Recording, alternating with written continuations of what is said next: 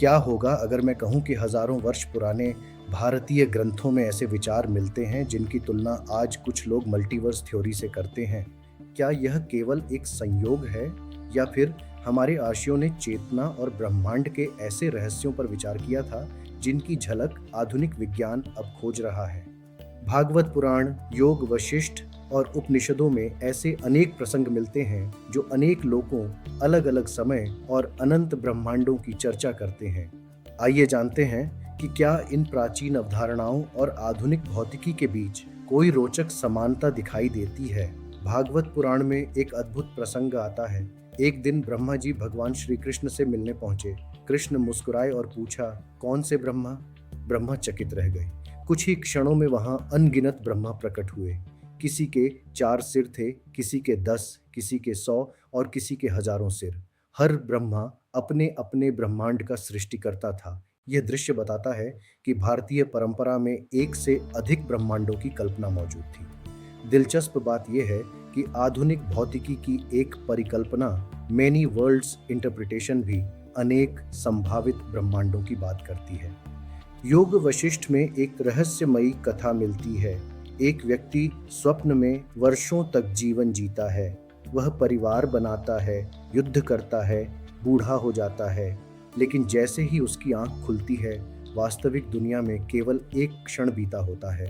आर्षि वशिष्ठ समझाते हैं कि समय का अनुभव हर स्तर पर अलग हो सकता है। आज आइंस्टीन का सापेक्षता सिद्धांत भी बताता है कि विशेष परिस्थितियों में समय की गति अलग अलग अनुभव की जा सकती है। यह दार्शनिक दृष्टिकोण आधुनिक सोच से एक रोचक संवाद स्थापित करता है।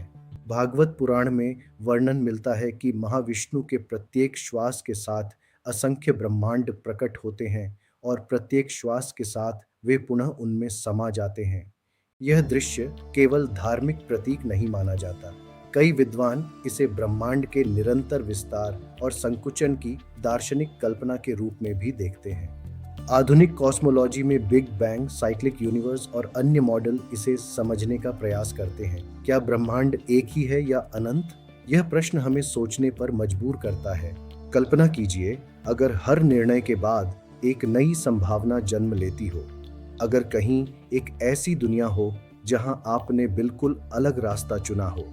क्या चेतना केवल एक शरीर तक सीमित है या वास्तविकता हमारी कल्पना से कहीं अधिक विशाल है? इन प्रश्नों का उत्तर अब भी विज्ञान के पास भी पूरी तरह नहीं है।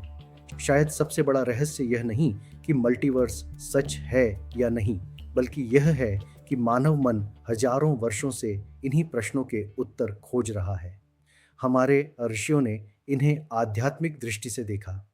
आधुनिक वैज्ञानिक इन्हें गणित और प्रयोगों के माध्यम से समझने की कोशिश कर रहे हैं। दोनों की यात्रा अलग है, लेकिन मंजिल शायद एक ही प्रश्न है, वास्तविकता आखिर है क्या? अगर आपको लगता है कि प्राचीन ज्ञान और आधुनिक विज्ञान के बीच ऐसे और भी रोचक संबंध हो सकते हैं, तो कमेंट में लिखिए वेदों का विज्ञान। माइंड मिक्स मीडिया M3 को सब्सक्राइब करना न भूलें। हर हर महादेव।